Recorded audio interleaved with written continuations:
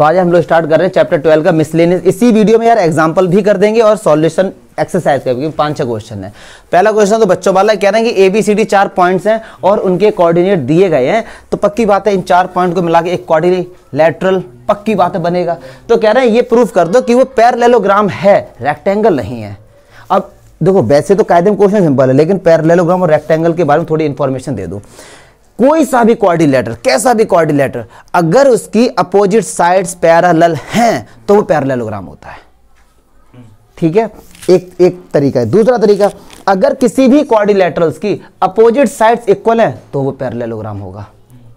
किसी भी क्वाड्रिलेटरल्स के अगर जो अपोजिट साइड्स है ना, एक पेयर इक्वल भी है और पैरेलल भी, फिर भी वो पैरेललोग्राम होगा। क्लियर है? किसी भी क्वाड्रिलेटरल के डायगोनल बाइसेक्ट करें तो वो पैरेललोग्राम होगा। किसी भी क्वाड्रिलेटरल्स के अपोजिट एंगल्स इक्वल है तो भी वो पैरेललोग्राम होगा।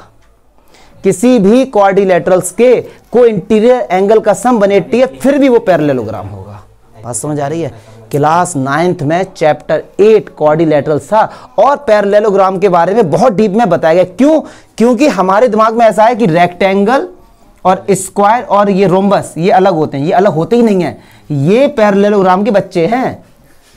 अगर कोई एक ऐसा पैरेललोग्राम, सुन लो अब ये मत पूछना मम्मी कौन है इनकी, किसी भी पैरेललोग्राम में अगर आपने एक एंगल 90 दिखा दिया, एक एंगल, तो वो रेक्टेंगल हो गया। बाहर जाओ, 2-2 स्टंप रखे वहां पे, जो जल्दी आ जाएगा वही जीता। जाओ मारो जाके तोड़ो। किसी भी पैरेललोग्राम में अगर एक एंगल 90 है और चारों साइड इक्वल है अर्चिता, तो वो क्या होगा? स्क्वायर होगा। किसी भी पैरेललोग्राम में अगर केवल चारों साइड इक्वल हैं तो वो रोम्बस होगा। मेरे भाई ये क्लास 9th का बता दिया, क्योंकि टारगेट नंबर रहता ही नहीं हमारा। जहां कहीं हमने पैरेललोग्राम देखा तो हमारे दिमाग में ये सारी बातें आनी चाहिए। ठीक है सर? तो चलिए ये ABCD हमने ये ले लिए। और एक चीज, जब कभी भी क्वाड्रिलेटरल लो और उसकी जो नंबरिंग करो वो हमेशा साइक्लिक होनी चाहिए। ऐसे मत करना ABDC, ABCD ABCD या ABCD, एक सीक्वेंस से लेते हैं। ठीक है? तो आप डिस्टेंस फॉर्मूले से AB निकाल लेंगे, डिस्टेंस फार्मूले से आप CD निकाल लेंगे, डिस्टेंस फार्मूले से BC निकाल लेंगे और डिस्टेंस फार्मूले AD निकाल लेंगे। ये दोनों इक्वल आएंगे, क्योंकि एग्जांपल है, हमने देख लिया सॉल्यूशन, तो ये दोनों इक्वल आएंगे। तो अपोजिट साइड्स क्या हुई आपस में? इक्वल।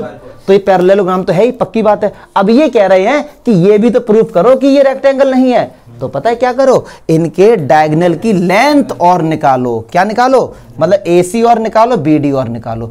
अगर ये बराबर आ गए हैं, क्या पाइथागोरस तो तब लगाएंगे जब हमको 90 लेके हमको होगा ना।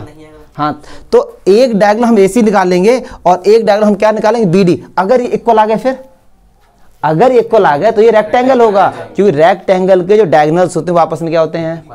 पक्की बात है। अगर इक्वल नहीं आ रहे, मतलब AC और BD डिफरेंट है, तो पक्की बात है ये पैरेललोग्राम होगा, क्योंकि पैरेललोग्राम के जो डायगोनल्स होते हैं वो आपस में इक्वल नहीं होते हैं, बाइसेक्ट करते हैं। बाइसेक्ट करते हैं मतलब ये O है तो OA बराबर OC होगा, OB बराबर OD होगा। ठीक है? अब जैसा आदर्श ने बहुत अच्छा बताया कि सर AB निकाल लिया है और हमने BC निकाल लिया है, और एक डायगोनल आप निकाल लीजिए, पाइथागोरस थ्योरम लगा दो। अगर सेटिस्फाई हो जाए तो मतलब तभी सेटिस्फाई होगा जब ये एक एंगल 90 होगा, और किसी पैरेललोग्राम में अगर एक एंगल 90 है तो वो रेक्टेंगल होगा। ठीक है? ऐसे भी हम लोग कर सकते हैं। Very good. अब देखो सेकंड तरीका, सॉरी सेकंड क्वेश्चन। फाइंड लिखा हुआ है कनक, देखो तो लिखा हुआ है फाइंड द। पता क्वेश्चन लिखने का एक बेनिफिट होता है कि मैं बार बार पढ़ूं उसको, बुक से लेके लिख देता हूं तो वो थोड़ा सिंपल रहता है मेरे लिए, जबकि थोड़ा काम बढ़ जाता है। कोई नहीं। Find the equation of the set of a point A. जब कभी ये आ जाए set of a point P, मतलब लोकस की बात कर रहे हैं, मतलब क्या हुआ, ये एक ऐसा पॉइंट है जो मूव कर रहा है। ठीक है सर? सच दैट, और ये पॉइंट इस तरीके से मूव कर रहा है, the distance from the point A and B are equal. Suppose ये पॉइंट कहीं P है, ठीक है जी, तो एक पॉइंट हमारा मान लो ये रहा A 3 4 -5, और एक पॉइंट हमारे पास है ये B, और ये पता है किस तरीके से मूव कर रहा है भैया? ये इस तरीके से मूव कर रहा है कि ये डिस्टेंस मेजर किया आपने और ये वाला डिस्टेंस मेजर किया, हमेशा इक्वल आ रहे हैं। मान लो वो मूव करता हुआ यहां पर आ गया, फिर आपने ये वाला डिस्टेंस मेजर किया और ये वाला डिस्टेंस मेजर किया, तो ये हमेशा इक्वल आ रहे हैं। बात समझ आ रही है फिर नहीं? क्लियर है? तो कह रहे हैं कि इस P पॉइंट के सेट ऑफ पॉइंट्स बताओ। मतलब क्या है? इक्वेशन फाइंड करनी है। तो P पॉइंट्स के कोऑर्डिनेट कुछ भी ले लो, X Y और Z, ये P पॉइंट है, तो AP बराबर P भी रख दो, बात खत्म। यही तो गिवन है। तो एक एक्स वाई जेड में एक इक्वेशन आ जाएगी हमारी, तो वही इस पॉइंट के लोकस को सेटिस्फाई कर रही होगी। चमका लोकस वर्ड मेरे भाई जहां गए कंफ्यूज मत। तो हिंदी में मैं समझो लोकस को, लोकस की हिंदी होती है बिंदु पद, मतलब जो पॉइंट है जो मूव कर रहा है उस पूरे को लोकस कहते हैं। ठीक है, जैसे ये एक पॉइंट है और ये इस तरीके से मूव कर रहा है, मान लो इस पॉइंट के लिए कि हमेशा डिस्टेंस इक्वल है, तो ये सर्कल बन जाएगा। तो ये सारे पॉइंट्स हो गए हमारे, आई बात समझ। तो इस पॉइंट को लोकस कहते हैं, क्लियर है। और एक से ज्यादा पॉइंट लोसाई होते हैं, क्लियर है। चलो नेक्स्ट देखते हैं। चलो ये अच्छा क्वेश्चन है, कह रहे the centroid of a triangle ABC is that. एक ट्रायंगल लिया हमने ये, और किसी भी ट्रायंगल का ये बताओ यार सेंट्रॉइड कैसे निकालते हैं, उनके मीडियन ड्रॉ कर दो यार। तो ये एक मीडियन ये रहा, एक मीडियन ये रहा, और एक मीडियन ये रहा। तो ये जो पॉइंट है ये सेंट्रॉइड होता है। ठीक है, मीडियन से जो इंटरसेक्ट करके जो पॉइंट आता है वो हमारा क्या होता है, सेंट्रॉइड होता है। तो इसके कोऑर्डिनेट हमको दिए गए हैं 1 1 और 1, ए के दिए गए हैं 3 -5 और +7, और बी के दिए गए मेरे भाई -1 7 -6, सी के पता नहीं, इनको ले लो एक्स वाई जेड, सी के हमको फाइंड करें। एक बात बताओ, अगर मैं आपसे कहूं कोऑर्डिनेट ऑफ सेंट्रॉइड, तो फॉर्मूला कल क्या पढ़ा था, x1 + x2 + x3 divide by, यही तो पढ़ा था। एक सेकेंड यार, देखिए ठीक है, ये इसका पहले फॉर्मूला क्या था उससे लिख लो। तो ये क्या है, y1 + y2 + y3। हम लोगों ने ये कल प्रूफ किया था एग्जाम किसी में, इंट्रो पार्ट में, हाँ इंट्रो पार्ट में। तो ये कोऑर्डिनेट किसके हैं, सेंट्रॉइड के, और सेंट्रॉइड के यार हमको गिवन भी हैं। तो चलिए इसको ले लो x1 x2 x3, तो 3 -1 + x divide by 3, -5 + 7 + y divide by 3, 7 - 6 + z divide by 3। अब यार बच्चे तो होने, इसे रख दो किसके इक्वल, 1 के, तो 2 + x, तो ये 3 और x = 1 आ गया ना। इसी तरीके से इसे रख देंगे इसके इक्वल, इसे रख देंगे इसके इक्वल, तो x y z हमारे निकल के आ जाएंगे। चमका। अब तुरंत स्टार्ट करते थे एक्सरसाइज, क्या 3 एग्जाम अलग करें ना। चलिए हटाओ इसे आगे। चलिए अब एक्सरसाइज के अच्छा क्वेश्चन है, पहला ही क्वेश्चन देखते हैं। कह रहा है कि the 3 vertices of a parallelogram ABCD, एक पैरेललोग्राम है ABCD। अच्छा क्वेश्चन है ये। तो ए के कोऑर्डिनेट दिए गए 3 -1 2, बी के दिए गए हैं, और सी के दिए गए हैं, और डी के हमसे पूछे। अगर थोड़ा बहुत याद आ रहा हो, एक्सरसाइज 7.2 क्लास 10 एग्जाम्पल, वही पूरा एग्जाम्पल वहां पे 2D में था, यहाँ पे 3D था।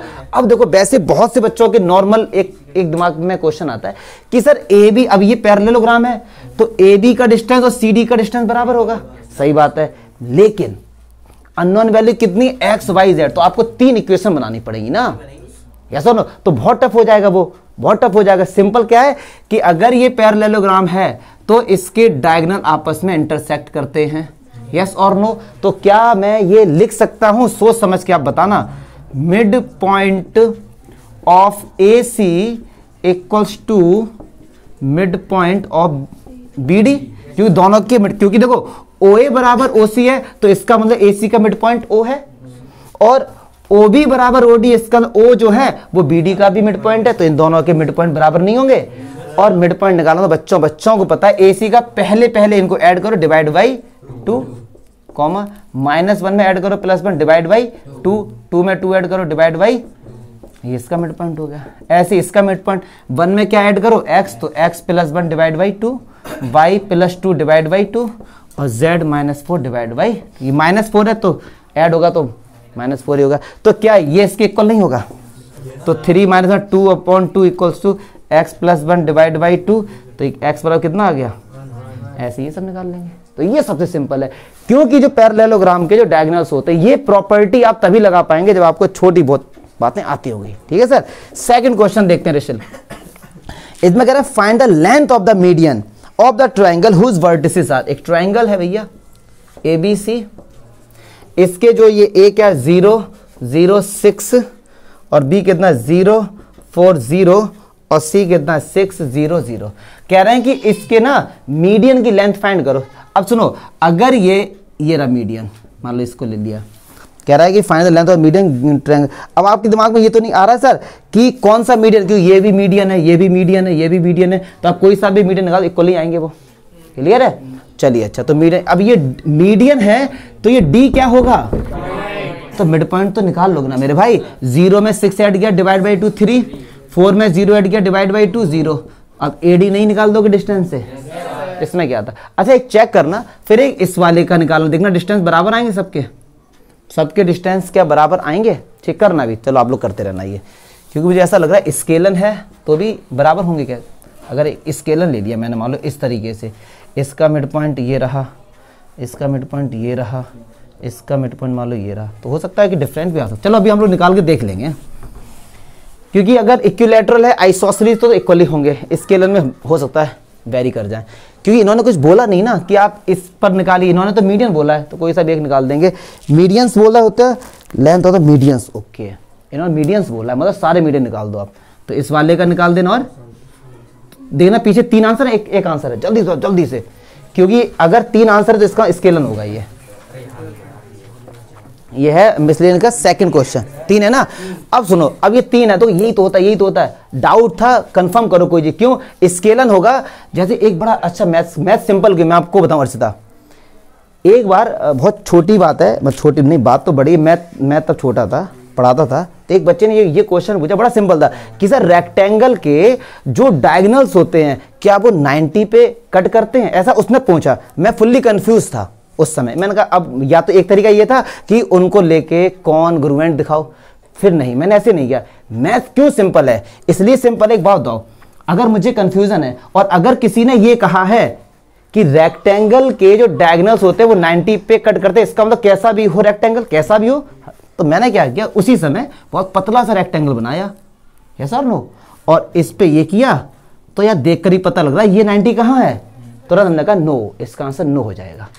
प्रूफ मत करो, 1 2 3 एक्सपेरिमेंट करके देख लो, खुद पता लग जाएगा आपको, ठीक है। तो अभी जैसे ही मैंने कहा कि इसके मीडियन बराबर होंगे, इक्विलैटरल है तो बराबर होंगे, आइसोसेलेस है बराबर होंगे, स्केलर में डिफरेंट भी तो हो सकते हैं, क्यों अभी मैंने तुरंत इसीलिए एक उल्टा सा हमने ले लिया, ये स्केलर है मान लो, ठीक है, या और भी ज्यादा गंदा ले लो, ये इससे जितना ले सकते हो ये ले लिया लो हमने, ये तैयार कर दिया, इतना कर दिया।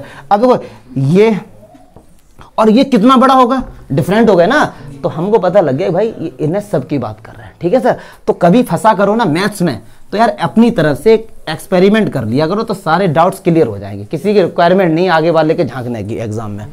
हाँ चलिए थर्ड क्वेश्चन देखते हैं, कह रहे हैं if the origin is the centroid of a triangle P Q R. अब देखो एक ट्रायंगल है पी क्यू आर और इसका जो सेंट्रॉइड है ना वो क्या है, ओरिजन है, मतलब इसके कोऑर्डिनेट क्या है, यस और नो, यही तो बोला गया है।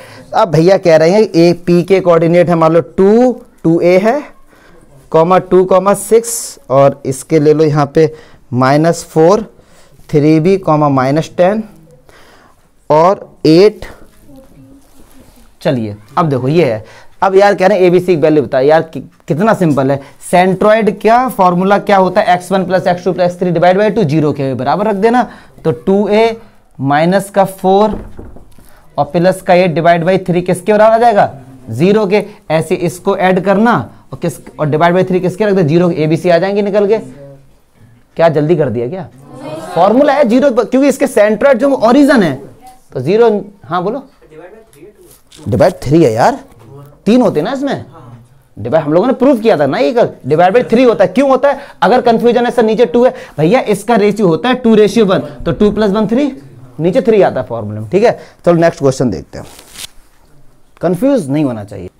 चलिए क्वेश्चन नंबर 4 देते हैं, कहते हैं find the coordinate of a point on the Y axis. अब एक बात सुनो, एक पॉइंट है वो वाई एक्सिस पे है, तो पक्की बात है एक्स और जेड क्या होंगे, 0। हिमांशु देख ले बाबू, यही तो है पॉइंट, ये होगा। कैसा पॉइंट है ये, find the coordinate of a point Y axis which are at a distance 5√2 from the point this. मान लो कोई भी एक पॉइंट है यहाँ पे 3 -2 5, इनके बीच का डिस्टेंस कितना है 5√2, ये ए है मान लो और ये बी है, तो यार ए बी कितना रख देंगे, तो क्या y निकल के नहीं आ जाएगा डिस्टेंस फार्मूले से, यार स्क्वायर कर देना बाद में, तो ए बी बराबर क्या होगा, x2 - x1 3 का स्क्वायर प्लस -2 - y का होल स्क्वायर प्लस 5 - 0 का whole square equals to 5√2, squaring both side. तो y निकल के आ जाएगा, एक क्वाड्रेटिक इक्वेशन आएगी, y के दो आंसर आएंगे और कोऑर्डिनेट तो नेगेटिव पॉजिटिव दोनों हो सकते हैं। ठीक है, क्वेश्चन नंबर 5। ऐसा मत सोचो यार मैं जल्दी करा रहा हूँ, प्लीज सिंपल चीजें हैं। ठीक है, सिंपल चीजें हैं, नहीं इससे बात नहीं करते। 5th क्वेश्चन इंपॉर्टेंट क्वेश्चन है। कह रहे हैं कि the point R with x coordinate 4 lies on the line segment joining the point this, find the coordinate of the point R. अब देखो जरा, ये बहुत अच्छा क्वेश्चन है। एक पॉइंट P है और एक Q है। अब सुनो, कह रहे हैं अब point R with x coordinate 4, जिसका x कोऑर्डिनेट क्या है 4 है, और वो इस लाइन पे लाई कर रहा है। मान लो ये PQ है, ये A पॉइंट है, R दिया ही गया तो A क्यों लिखता हूं मैं। 4 x कोऑर्डिनेट कितना है 4, और YZ के बारे में कोई भी इंफॉर्मेशन नहीं है। अब हमको YZ फाइंड करना कायदे में, तो रेशियो पता नहीं है, तो रेशियो क्या ले लिया, अब पता होना चाहिए केवल क्यों लेते हैं, इंट्रो पार्ट में बताया है। तो चलिए भैया, ये x1 y1 z1 x2 y2 z2 और ये x y z है हमारे। तो चलो एक बार जल्दी से रिकॉल हम लोग, ये m1 फॉर्मूला होता है x y z का, m1 x2 plus m2 x1 m1 y2 m2 y1 m1 plus m2 m1 z2 m2 z1। चमका। अब सुनो x y z कितना, ये 4 है, ये y है, ये z है। समझा, राइटिंग मेरी शुरू से अच्छी थी, ठीक है, तो समझ लेना इसको। हाँ रिजल्ट अच्छी है यार मेरी राइटिंग, ऐसी बात नहीं है। k x2 8 m2 भैया 1 है और x1 कितना है 2 अपॉन k प्लस 1। एक बात सुनो, अब ऐसे इस तरफ लिख दोगे आप, पक्की बात है ना। जो ये हाँ मुझे पता था, आप एक बच्चे ने बोला क्यों नहीं अभी तक। ठीक है, अब सुनो, हाँ अरे छोड़ना यार, बहुत बहुत बढ़िया। डाउट भी देखो कहां पर है, जहां इनको पहले से पता ये बाई होगा, ये भला करा रहे और लोगों का, इनको पहले से पता। अरे व्यूअर्स को सब दिखाई दे रहा है, सब समझ रहे हैं वो। ठीक है, अब सुनो, जो यहाँ पे जो भी वैल्यू रखेंगे वो किसके इक्वल होगी, और यहाँ जो वैल्यू रखेंगे वो इससे, और ये किसके इक्वल होगी 4 के। हाँ तो x4 है ना, तो ये बता रहा हूँ रुक जा मैं, तो ये 8k plus 2 upon k plus 1। तो क्या यहाँ से k की वैल्यू नहीं आ जाएगी, और जो k की वैल्यू आ जाएगी वो यहाँ पे पुट कर देंगे तो y आ जाएगा, यहाँ पुट कर देंगे z आ जाएगा। चस पम का किस प्लेयर हैज पे नस पे जास पे बस पक्का ओस पोके। नेक्स्ट देखते हैं, enjoy the life without by. किस चीज की, अरे नहीं अच्छा लगा ये, ए शांत रहे यार। चलो ये करें, A and B are the point. भैया एक पॉइंट ए है, ये बी है। चलो ऐसा देखिए कितना बकवास क्वेश्चन है, मतलब कुछ है ही नहीं इसमें, ये बी है। कह रहे P A plus P B इनका whole square equal to K square. P कोई भी एक कोऑर्डिनेट है, कोई पॉइंट है एक्स वाई जेड, तो पी को ले लो। तो क्या पी ए निकाल सकते हैं डिस्टेंस फॉर्मूले से, पी भी निकाल सकते हैं, इन दोनों स्क्वायर करके ऐड कर देना, के स्क्वायर के बराबर रख देना। अब ये मत सोचना कि इनको सॉल्व करके के कुछ आएगा, के रहेगा साथ में इक्वेशन। हाँ एग्जाम्पल भी है, तो ऐसा मत सोचना कि के को हमें रिमूव करना, हमें इक्वेशन बना के छोड़ देनी है। ठीक है, तो इस स्टैंडर्ड फॉर्म में कन्वर्ट करके रख दो बस इसको। ठीक है भैया, अब जो चैप्टर आएगा ना बाबू 13 चैप्टर तो वो ही है। हाँ लिमिट पे रहना बेटा।